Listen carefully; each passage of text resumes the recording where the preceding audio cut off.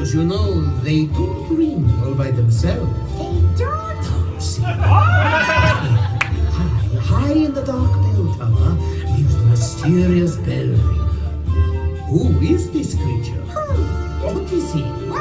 How did he come to be there? How? Hush! And Clopin will tell you.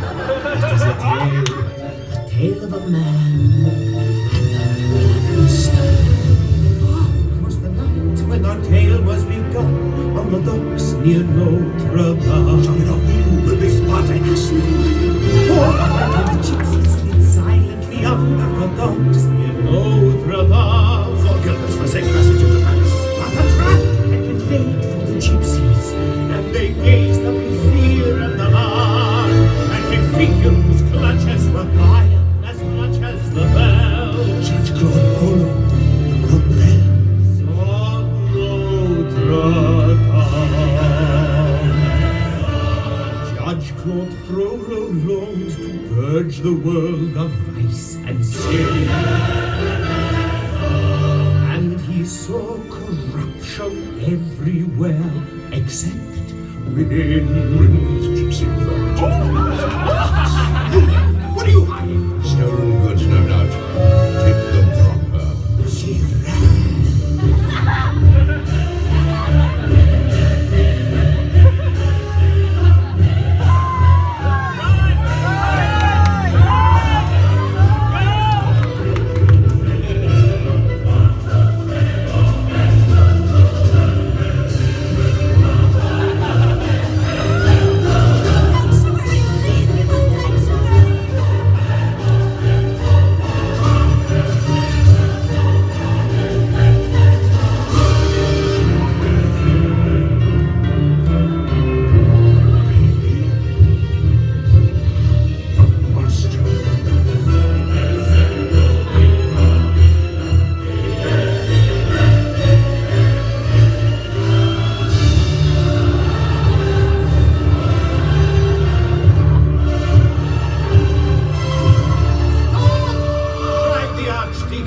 This is an unholy demon. I'm sending it back to hell where it belongs. See there the innocent blood you have spilled on the steps of Notre Dame. And guiltless, she ran, I presume. Now you would add this cant up to your guilt on the steps of Notre Dame. My conscience is clear. You can lie to yourself and your minions. You can claim that you haven't done wrong, but you never can run from the high what you've done from the eyes. The very lies of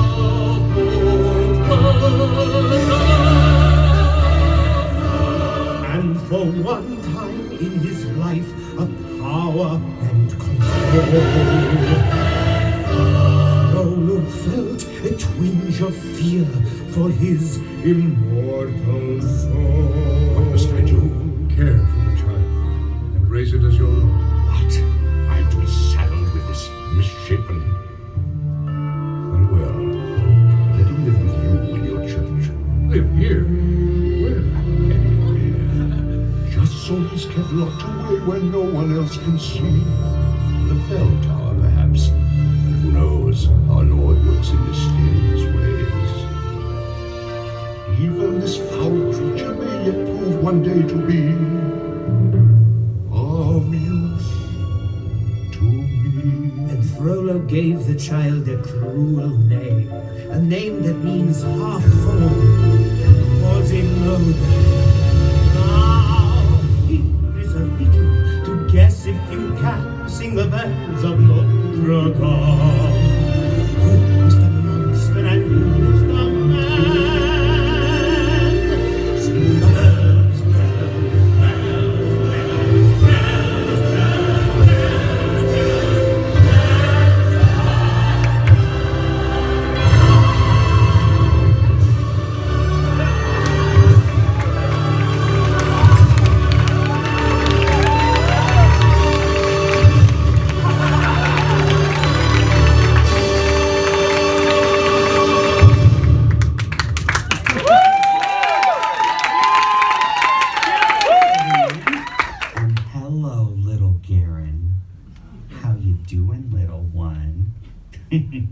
That was fun, wasn't it? Felt good to finally be able to do that, huh? You've been wanting to do that for a long time, and you finally did it. I'm so proud of you. Could have been better, though. Could have been a lot better. It was really good that one time, remember? But no one saw it that time. That's probably why it was so good, because you didn't care about people seeing it and you just let yourself enjoy it. Doesn't it feel good when you just let yourself do that? Then why didn't you this time? Everyone saw it this time, and this is the only time that people will ever get to see this, and it wasn't even that good. I know, I wish everyone could have seen it that time, but they didn't.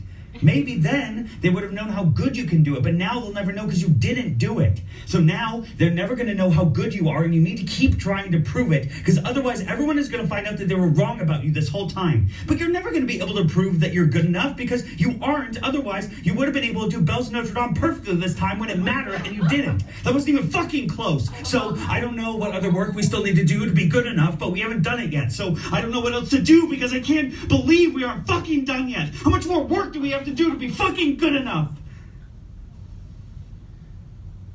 Sorry, I haven't introduced myself yet. I'm Goran's brain, if that wasn't clear already. Hey, little one, I'm sorry. I'm just really tired of working so hard all the time. I just want a break, or some answers, or something that makes sense. I just want you to be safe, okay? And you are not safe. You know what I want?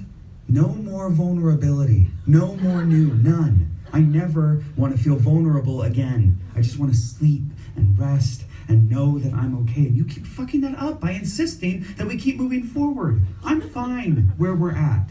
Honestly, going backwards a little would be nice. I'd much rather not know some of the stuff we know now. I know I'm throwing a fit, but come on. It's been too much for too long. And I'm done, little Goran. I'm done. I just can't do this anymore.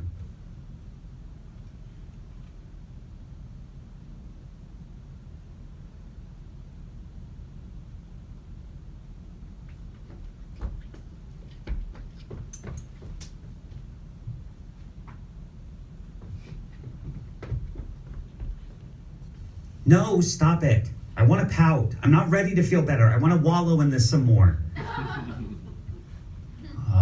Fine. Okay. That does always make us feel better. Just let me talk to them first. Hey, everyone. You can just close your eyes if you want to for this part. This is going to take a little while, and this is just time we made for anyone who is feeling tired or anxious, like we are, to just be able to rest. So get comfortable, and we're just going to read something to you that we love.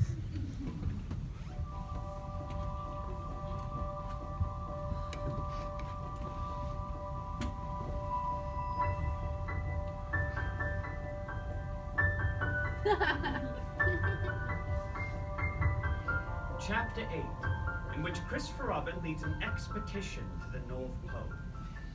One fine day, Pooh had stumped up to the top of the forest to see if his friend Christopher Robin was interested in bears at all. Christopher Robin was sitting outside his door, putting on his big boots. As soon as he saw the big boots, Pooh knew an adventure was going to happen. And he spruced himself up as well as he could, brushed the honey off his nose with the back of his paw so as to look ready for anything. "Good morning, Christopher Robin," he called out. "Hello, Pooh Bear. Oh, I can't get this boot on." "Well, that's bad," said Pooh. "Do you think you could very kindly lean against me? Because I keep pulling so hard that I fall over backwards."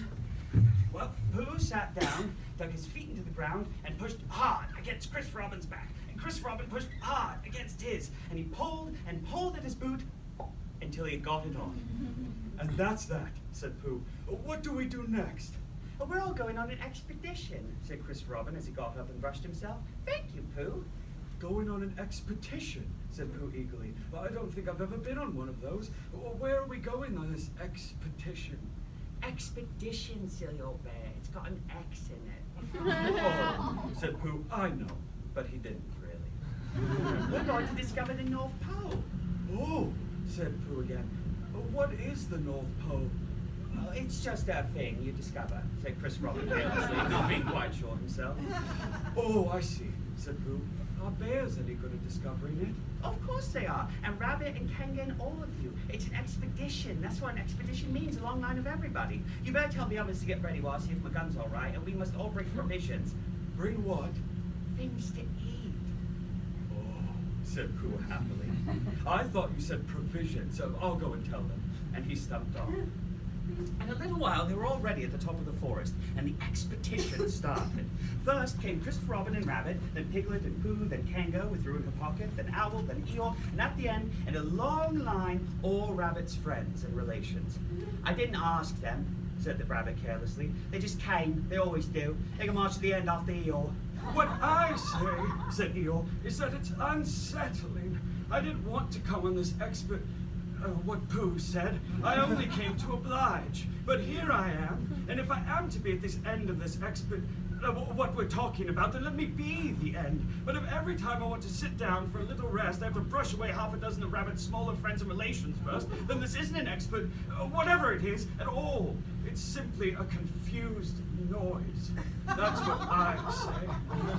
Well, all right, we're starting, said Rabbit. I'm a scout. And he hurried off to the front of the expedition with Christopher Robin. All right, said Eeyore, we're going. Only don't blame me. So all they all went to discover the pole, and eventually they came to a stream which twisted and tumbled between high rocky banks, and Christopher Robin saw at once how dangerous it was. It's just a place, he explained, for an ambush. What sort of bush? Whispered Pooh to Piglet. A gorse bush? Oh, my dear Pooh, said Owl in his superior way. Don't you know what an ambush is? Owl, said Piglet, looking around at him severely. Pooh's whisper was a perfectly private whisper, and there was no need. An ambush, said Owl, is a sort of surprise. So is a gorse bush sometimes, said Pooh. An ambush? As I was about to explain, Pooh, said Piglet, it's a sort of surprise. If people jump out at you suddenly, that's an ambush, said Owl. It's an ambush, Pooh, when people jump out at you suddenly, explained Piglet. Pooh, who now knew what an ambush was, said that A gorse bush had sprung out at him suddenly one day when he had fallen off a tree, and it had taken him 6 days to get all the prickles out of himself. we are not talking about gorse bushes, said Owl a little crossly. I am, said Pooh. All of a sudden, there came a squeak from Roo, a splash, and a loud cry of alarm from Kanga. Roo's fallen in, cried Rabbit, and he and Christopher Robin came rushing down to the rescue. Look at me swimming, squeaked Roo from the pool, and was hurried down the waterfall into the next pool. Are you all right, Roo dear? Called Kanga anxiously. Yes, said Roo. Look at me swimming. And headed into another pool. Everybody was doing something to help. Piglet was jumping up and down and making, noises while Owl was explaining, in case of sudden and temporary immersion, the important thing was to keep the head above water. And Kanga was jumping along the bank saying, are you sure you're all right, Roo dear? To which Roo, from whatever pool he was in at the moment, was answering, look at me swimming. Eeyore had turned around and hung his tail over the first pool into which Roo fell, and with his back to the exit was grumbling quietly to himself and saying, All this washing, but catch on to my tail, little Roo, and you'll be all right. And Christopher Robin and Rabbit came hurrying past Eeyore and were calling out to the others in front of them. All right, Roo, I'm coming, called Christopher Robin. Get something across the stream lower down, some of you fellows, called Rabbit. But Pooh was getting something. 2 pools below Roo, he was standing with a long pole in his paws, and Kanga came up and took one end of it, and between them they held it across the lower part of the pool, and Roo, still bubbling proudly, look at me swimming, drifted up against it and climbed out. Did you see me swimming? Squeaked Roo excitedly while Kanga scolded him and rubbed him down. Pooh, did you see what I was doing swimming? That's called swimming what I was doing. Rabbit, did you see what I was doing swimming? Huh? I said, Piglet, what do you think I was doing swimming? Christopher Robin, but Christopher Robin wasn't listening. He was looking at Pooh. Pooh, where did you find that pole? Well, I just found it. I thought it ought to be useful, so I just picked it up. Pooh, the expedition is over. You have found the North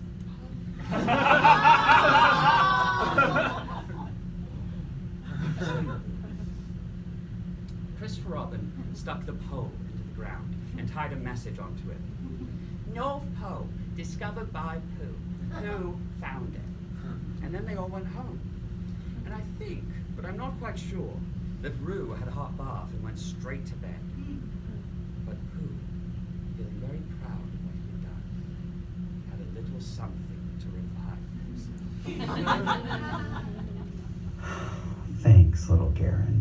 That really did make me feel better. I love doing those voices. We're getting so good at them. I mean, it definitely could have been better like the whole time, but still really good. Oh, the kids are gonna love that someday. We can read it to them whenever they're sad or tired or being mean to themselves, which they definitely got from their dad. Oh, God. We're never gonna have kids. What's the point of any of this? No one is ever gonna love us, and even if they did, we aren't ready. Mom said that what happened to us can't ever happen again in this family, so we need to be completely healed and all the way better before we can even think about being with anyone, let alone bringing kids into all this fucking shit. We are an anxious, angry, sad disaster who hates doing dishes. We at least need to like doing dishes before we can have kids. Oh, God. Little Goran, help. We're spiraling again. Do something quick before we drown in our own self-doubt.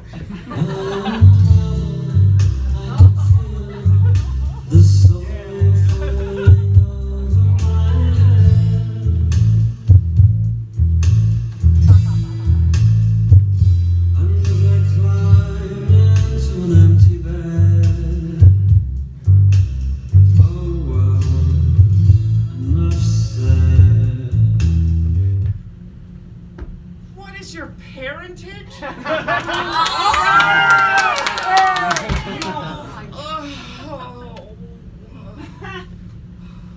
my fortunes, yet my state is well. I am a gentleman.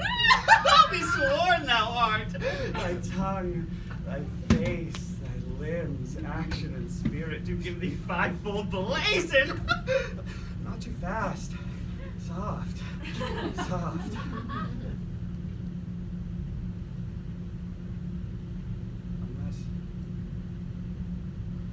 Master were the man.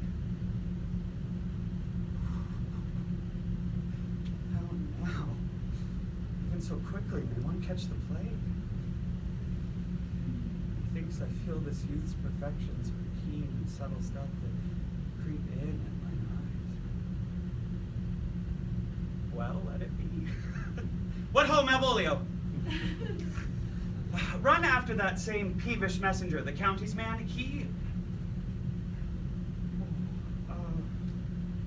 left this ring behind him. Would I or not tell him? Oh, none of it. Desire him not to flatter with his lord, nor hold him up with hopes, for I am not for him. If that the youth should come this way, tomorrow, I'll give him reasons for it. By thee, Malvolio. Oh, I know not what, and fear to find mine eye too great a flatterer for my mind.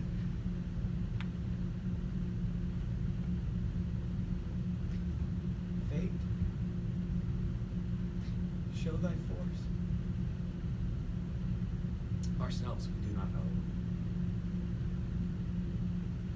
What is decreed must be, and be this so. Oh, that's so nice. She's scared because it's new, but she's willing to do it anyway. I'm so proud of her. You know, I think there's a lesson to be learned in that. Look at it. Oh, hey. What happened? Is it the monologue? Did the monologue make you sad? Why? They end up together in the end. Well, not her, not Cesario, but you know. Was it because... Yeah, okay. Well, what do you need? The piano? Yeah, that's okay. Go ahead. Yes.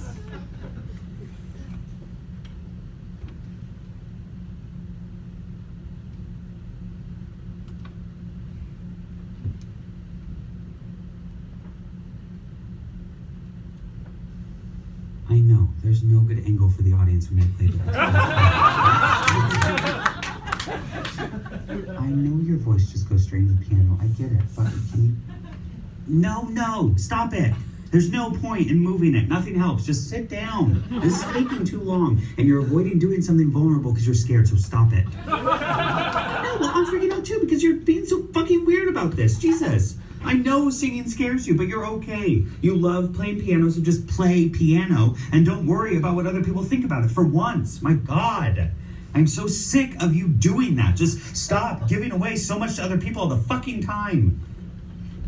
It is not my fault. It's your fault. Stop. No. Oh my God. I'm not. Honestly, fuck you. Okay? I'm so sick of doing this with you. So fucking stop it. Get over yourself. None of this is that hard. You're fine. Just fucking stop. See to him.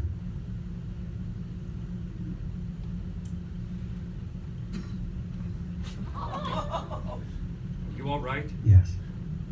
Yes, I am. I'm sorry about before, about getting upset like that, about crying the way, just starting to cry. That was our fault. We are sorry. We understand. Are you all right? Yes. Thank you. It's rather dangerous up here. Everywhere.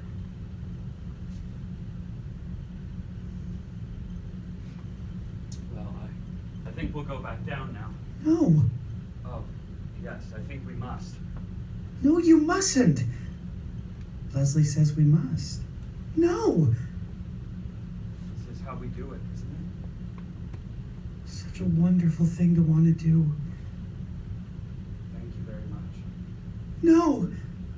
You're welcome. No. Well, Please. It's all right. It's all right. You'll have to come back up. Sooner or later, you don't have any choice. Don't you know that? You'll have to come back up. do we? Yes. Do we have to? Yes. Do we have to? We could help you. Please. How? Take you by the hand. You've got to do it sooner or later. We could help you. All right, begin. That was Seascape, huh? Yeah, that was a good way to fit it in. I always thought it was about being scared to do the next thing, but knowing that you have to. So all you can do is be brave and step into the unknown. You know what? That is sure starting to feel like a theme for today. Hey, what are you doing?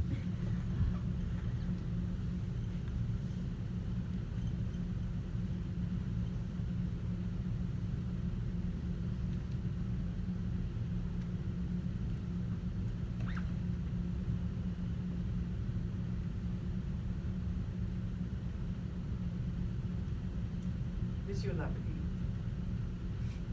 are you aware of the nickname that the people of France have given you?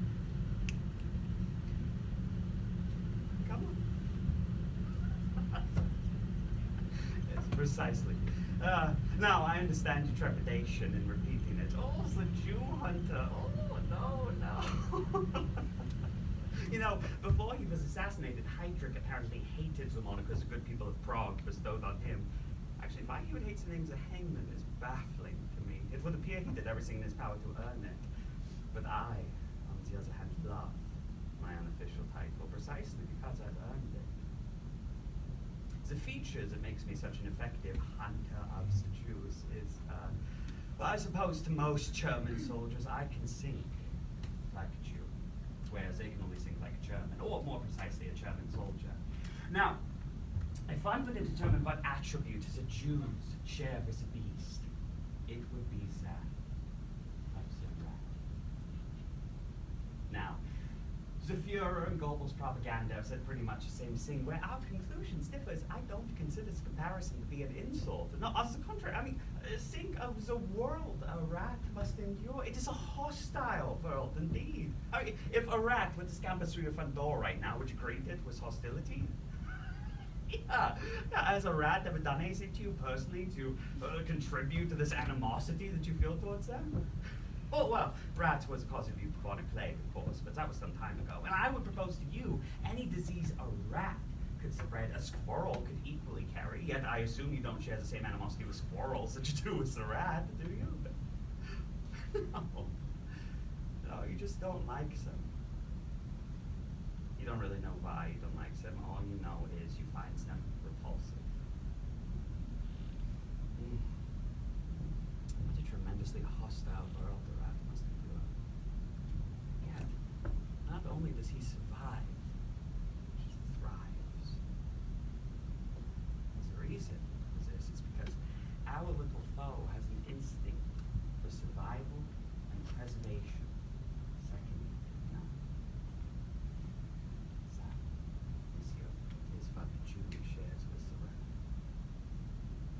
Now, consequently, German soldiers enter a home suspected of hiding Jews, and where does the hawk look? He looks in the barn, he looks in the attic, he looks in the cellar, he looks everywhere he would hide, but there are many places it would never occur to a hawk to hide.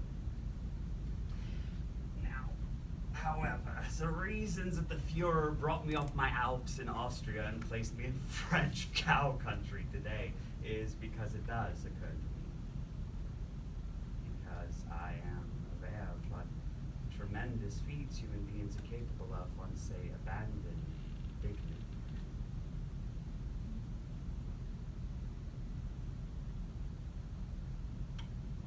Now, my job dictates that I must have my men enter your home and conduct a thorough search before I can cross your family's name off my list. And if there are any irregularities to be found, rest assured, they will be.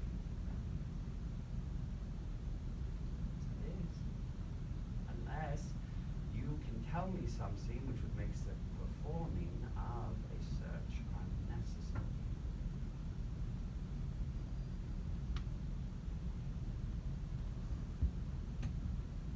Might add also that any information that makes the conducting of my job easier will not be met with punishment. No, quite the contrary. It will be met with reward, and that reward will be that your family will cease to be harassed in any way by the German military for the rest of our occupation of your country.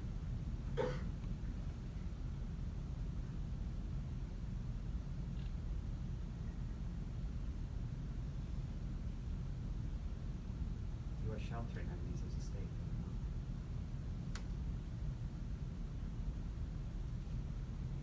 You are sheltering them underneath your floorboards.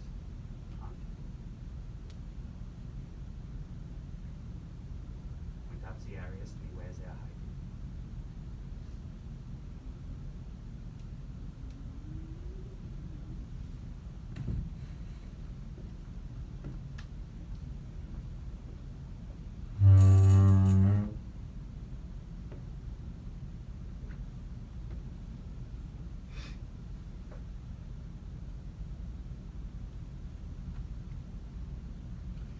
Since I haven't heard any disturbance, I assume that while they are listening, they don't speak any English. Yeah. So I'm going to switch back to French now. And I want you to follow my masquerade. Is it clear? Monsieur la Petite, je vous remercie pour votre lait et votre hospitality. Je crois que nos affaires ici sont terminées. Je vous remercie pour votre temps. Nous ne dangerons pour votre famille. Alors, monsieur, je vous dis adieu.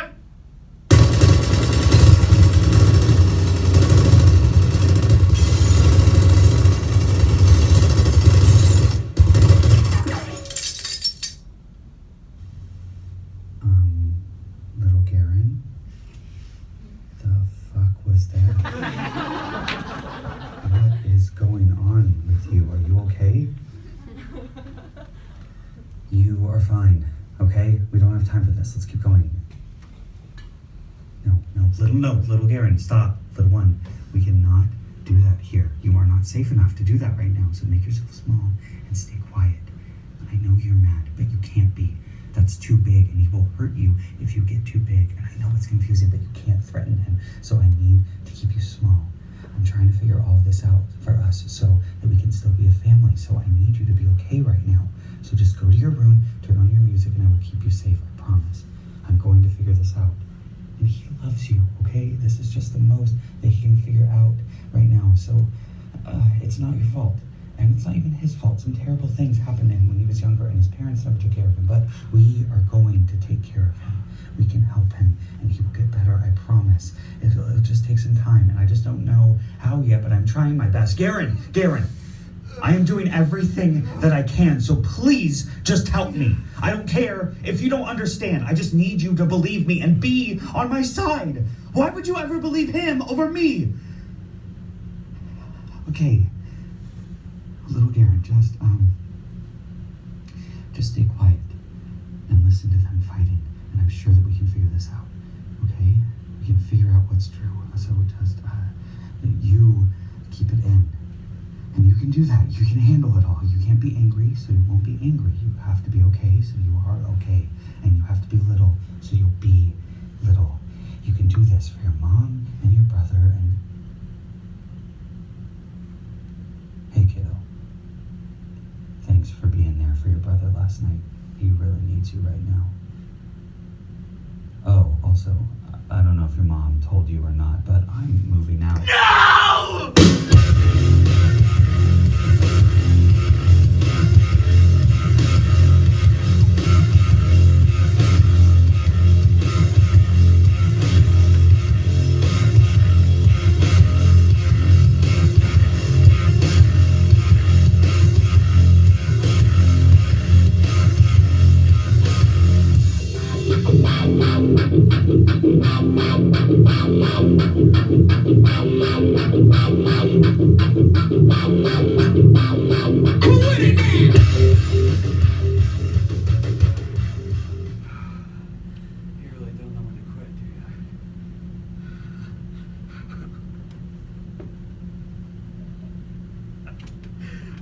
Well, Carl,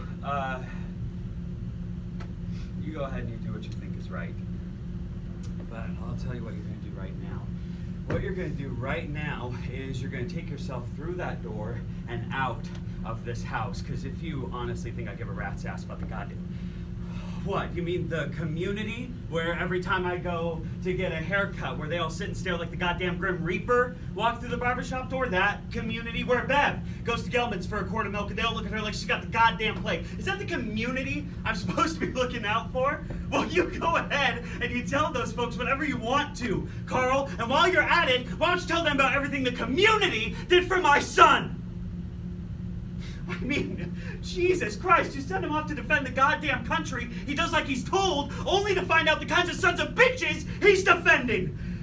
Why don't you put that in your newsletter? Rotary News. Kid comes back from Korea, goes upstairs and wraps an extension cord.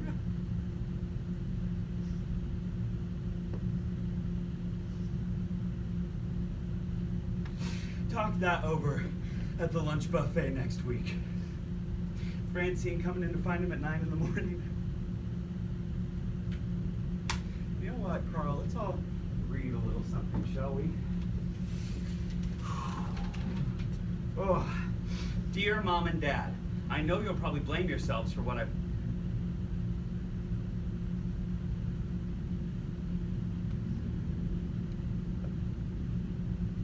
Dear Mom and Dad,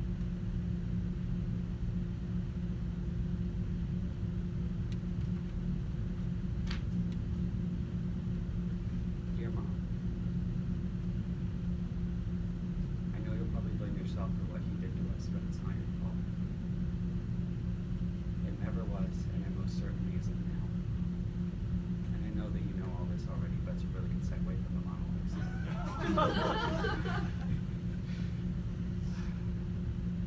And I think that it's important to say again, I inherited so much from you.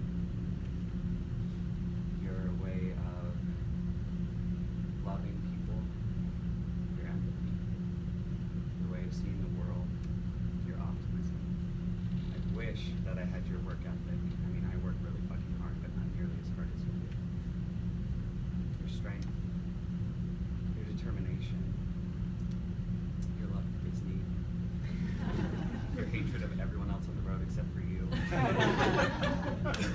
your forgetfulness, your stubbornness, and I am still working on your unwillingness to ever stop fighting for what you believe is right and the people that you love. I am so grateful for everything that you gave me and all of the stuff that you helped me know and own about myself that isn't like you too. But there's one thing that I'm so mad that you gave me, and that is my willingness to give myself away. I used to be so mad at you for teaching me how to do that, for making me do it. And now I'm just mad that you had to. We all had to learn how to survive in that house with him. Alden and I learned how to do it from you. You taught us how to survive. And we are all safe now because of you. I'm not mad at you for anything anymore. Well, if anything, it's your stubbornness, but it's only because I'm so stubborn. And we all both have a tendency of always being right. But I think we've all also apologized more than enough for not knowing how to do it perfectly.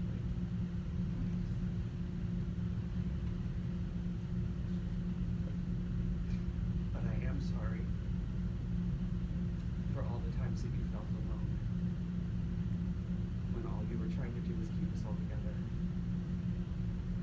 And I'm sorry for every time that I contributed to that, because I know there were a lot. And I never want you to have to give away anything ever again. Love, your oldest kid.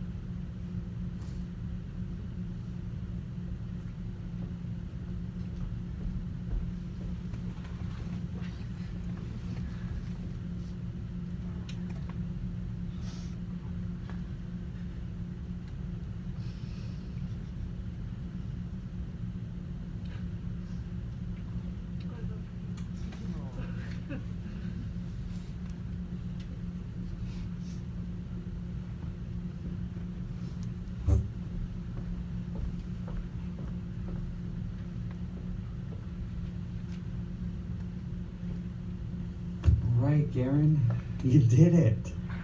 You did enough. You are enough. You've always been enough, but now you can know it. And I know that this is the scariest part yet. What if I believe that I'm enough and I realize that I'm so much more than that? What if I know that I'm exceptional and I live that out fully? What if I'm as big as I actually am? What will happen next? You don't have anything more to prove. You just get to be you again. So, take your time and then just be you.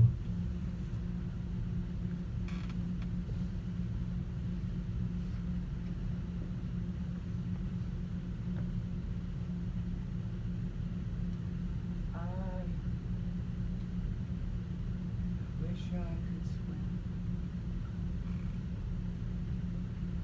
like dolphins can swim. But nothing keep us together. We can be friends forever and ever.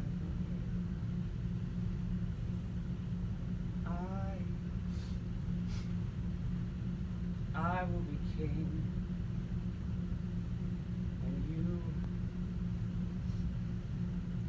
you will be queen. Nothing will drive us away. We can be heroes just for one day. We can be us just for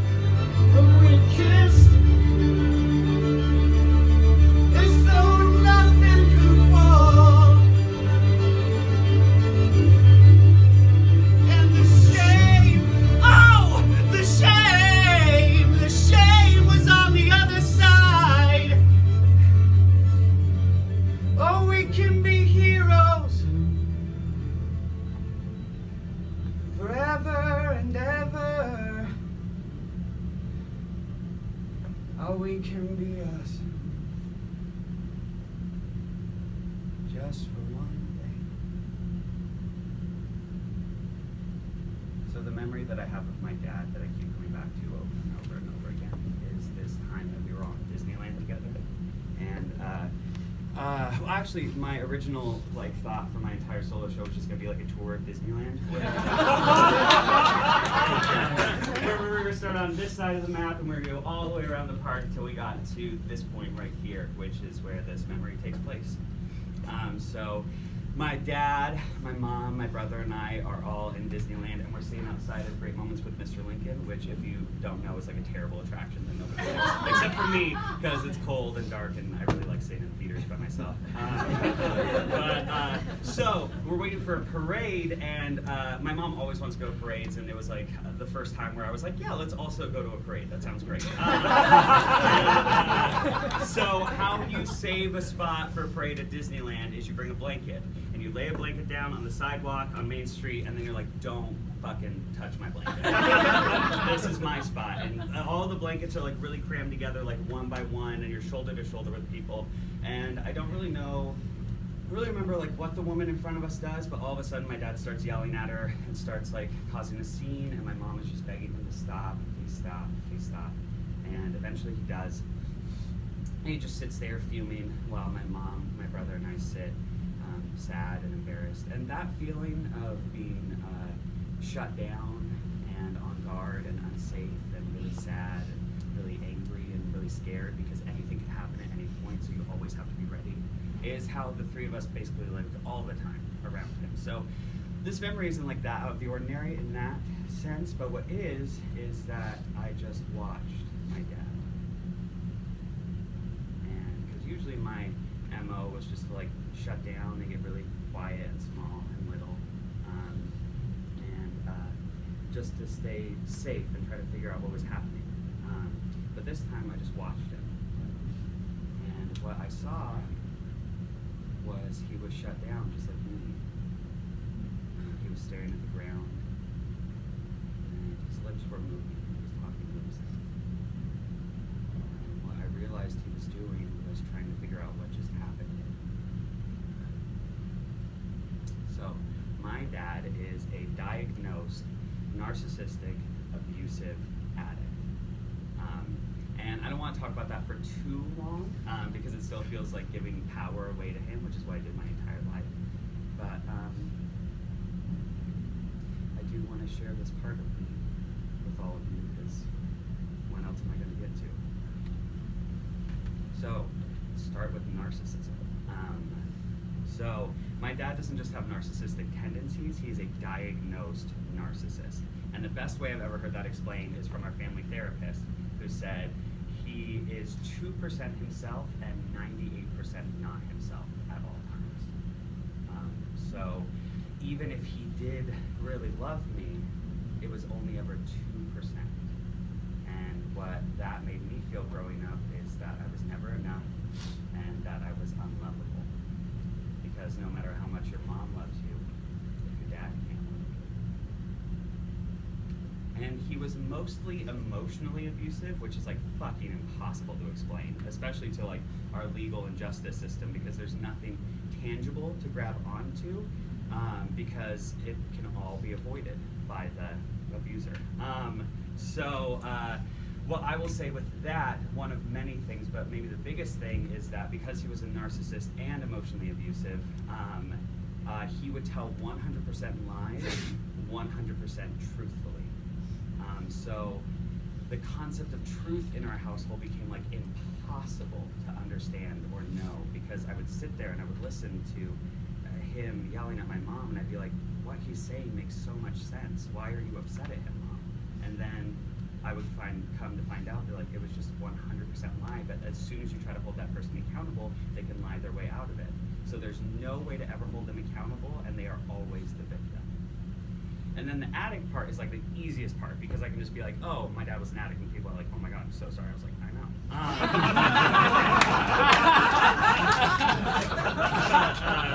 What I will say about that is that the closest ways I ever found to connect with my dad were by overeating and watching TV with him quietly in the same room, but away from him. So, I'm sitting there watching my dad talk to himself, shut down, looking at the ground. And the reason this memory has stuck with me for so long and made me dedicate my life, most of my life, to trying to help him is because I was watching a 5-year-old try to remember who he was. So again, the concept of truth is really tricky in my house when it comes to him. But this is what I think I know so far. When he was 5, something really terrible happened to himself. And then, when he was 12, he was homeless in San Francisco, prostituting himself so he could get money for drugs. And again, that is like the best we've got, because there was even like a week where he called his parents while he was homeless in San Francisco, and they didn't come and get him for another like week or 2. And so that led to like everything being blamed on him. Anything that happened that was bad or negative in that family got put on him, as he was the reason for it.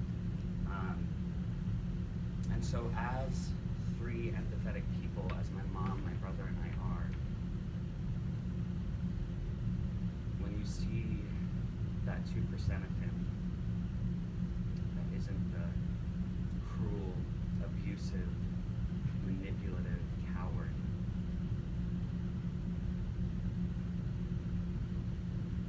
but are the parts of him that are brave, kind,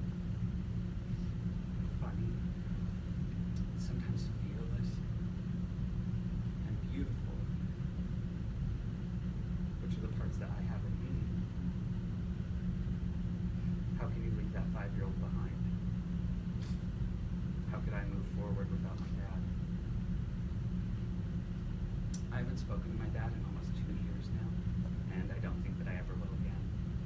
Because after a lifetime of giving everything that I possibly could to help him and make him feel better, and him sitting me down at the kitchen table and telling me that I was the reason he was unhappy, and if he had never had me, then he would be so much better.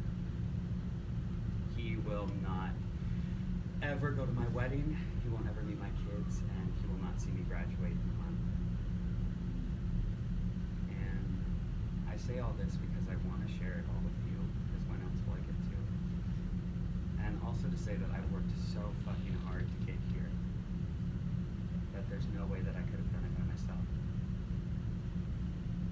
And so I just want to take a little bit of time to say to the faculty and staff and administration that's still here, I love you. Thank you for all that you're doing and all that you've done. And to the ones that we've lost. Jeff and Steven taught me how to know that I am a big, beautiful, kind man. And Nancy and Dominique told me how to dream fully and do it specifically. And to the others that we've lost, I love you and thank you. To the classes that have come before us, thank you for paving the way with bravery and love for all of us. To the classes that are still here, I love you. I'm so proud of you. And thank you for fighting for yourselves and for us and for being so brave. And I'm always here. And in my class, God damn it, I love you all so much. You all drive me fucking insane. And we were supposed to be here together.